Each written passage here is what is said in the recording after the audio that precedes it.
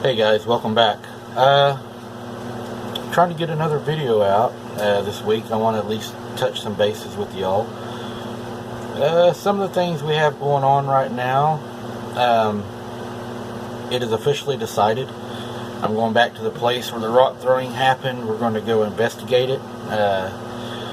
My son Connor is going to no longer be with us in the videos for a while. I'm not sure how long. He's went to stay with his mom, so I don't know, maybe it chased him off and is over at his house now, but I don't know.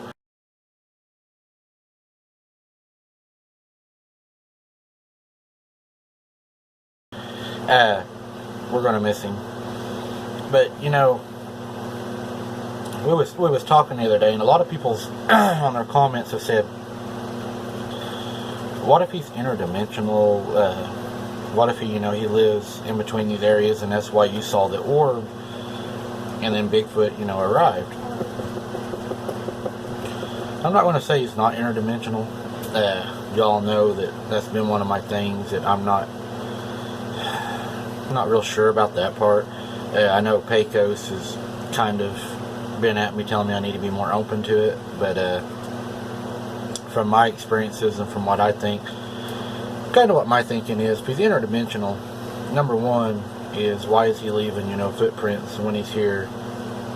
We know that people have shot and killed Bigfoot.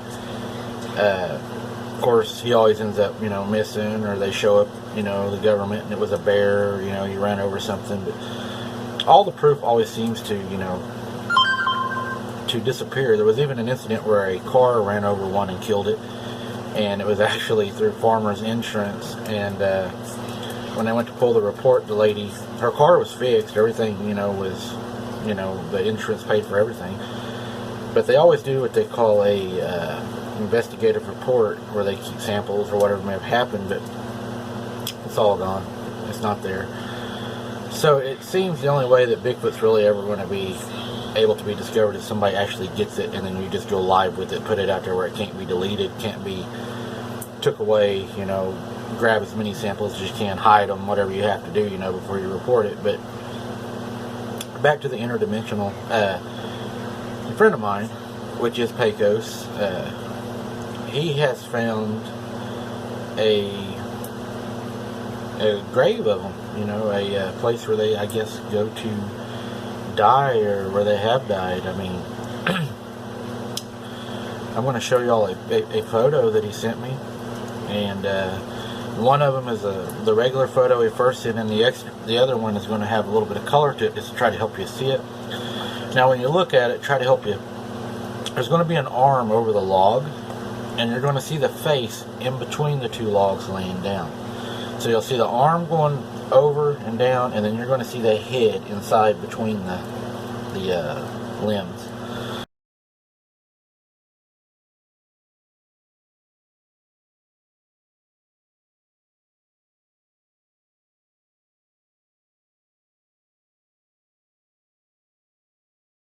So take a good look at that.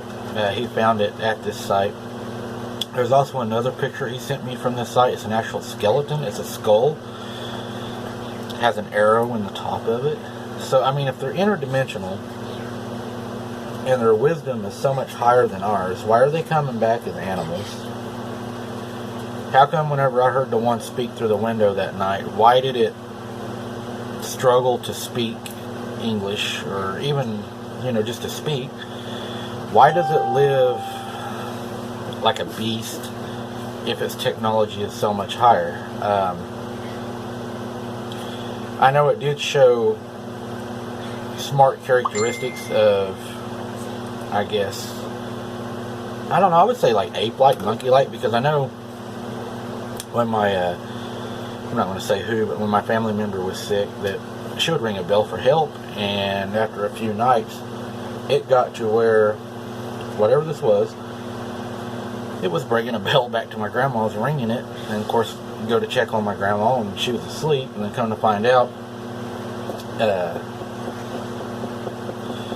they found out that, hey, it's ringing the bell so it can see people walk past the window. It was sitting there outside watching people walk past the window. This is a house way out in the country. This is an old house, guys. This place is in the middle of nowhere. I'll try to get you a photo of that just to throw up, just to show you kind of the seclusion of this place. And it's the same place where this creature was seen under the porch. It was described as pointed ears, 3 to 4 inches, wolf-like looking creature. Snout, came out a little bit, not long like a dog, but it protruded. One time, Pecos was a witness to this. He seen it look up their back into the house and burnt. There was just the walls up at the time. They were all sitting in the back as kids. It looked up over the top of the house at them, and they said that it had kind of a deformed face with the mouth kind of set in. So, you got one with it out, one with it in. I mean, there is talk of, they do what they say, I guess inbreed would be the best word to use. It would cause, them to have abnormalities that just wouldn't, I guess they wouldn't all match, that maybe that's the 3, 4, 5 toes. Maybe it's not another creature, maybe it is. It just all goes to, if they're interdimensional, yeah, there is some weird things that happen. You could have a snowy night, it could beat on the house all night long. You go outside, you heard it. It scratched on the house, it beat on the house, it growled, it moaned. Something was out there for sure. You could hear it walking. I heard it. And you go outside, and yeah, there's steps around the house. And they're big, and they look like, the Bigfoot steps. And, some of them I think were 18 inches by 12 inches wide. But they would go out toward the barn, and it's like step, step, step, step, gone. The steps were just in the middle of the pasture. It's like, what did it do? Did it disappear? Does it have wings? Did it fly off? Grandma at one point thought it had wings because it was on top of her house a lot. She would be in the house. It would knock on the door. She'd go, to the door thinking it was somebody. Nobody's there, So she would go back to doing her business. It would knock again. She'd go back to the door, and guess what? Nobody's there. But she stayed by the door one time, and while she was at the door, she was, kept the door cracked, trying to catch who was doing it, thinking it was one of the kids from town that had slept up or whatever. And she saw the long hairy arm come down off the roof of the house and bang on her door. And she slammed her door, locked it, and she always kept a butcher knife through the door facing. And that's how they knew it was on the house. They could hear it walking on top of the house, and it would get in the trees. It would sit in the trees, and it would look through the windows at everybody. Grandma would have to shut her windows. It would growl, make weird noises, baby noises, cat noises. Just a lot of weird things. They were asleep one night, and there's 8 kids in there, and they all hear the same thing. It sounds like rice spilled all across the floor. Rice or beans. I think they might have said beans. And they said, man, it sounded like it just went everywhere. So they all jumped up immediately, turned on the light, ran in there. Wasn't thing in the floor. Doors are locked, windows are secured. What was it? How did that happen? I know the night I stayed there, I was scared. I was probably 18, 20 years old. And I was going to the, back to the bathroom, which was in the back of the old house, where the bathroom was at, no lighting, right by the old pasture, the old barn chicken house. And the floor creaked. This is an old house. And as I went to walk into the bathroom, the back door knob turns and tries to open it. Whatever it was tried to come in the back door on me while I'm going to the bathroom. So I don't even know, if it was trying to get in, trying to scare you, what it was doing. We had an old mulberry tree set way off in the field. The thing would crawl up in that mulberry tree and holler and hoop and holler. And we would end up calling my uncle to come down. He was a Vietnam survivor, and he went out there and he's just like, don't mess with it. It's not going to bother you. Just don't mess with it. It might try to scare you. But if it's interdimensional, it seems to me like it would try to communicate with us in a different way. I don't see it acting like that, being interdimensional and with a lot more technology than what we have. Some new things coming up. We're going to be taking a trip to Crybaby Bridge. I know that my aunt and some family went there and had an encounter. I'm not going to talk about that now. I'll talk about it when we go to do that.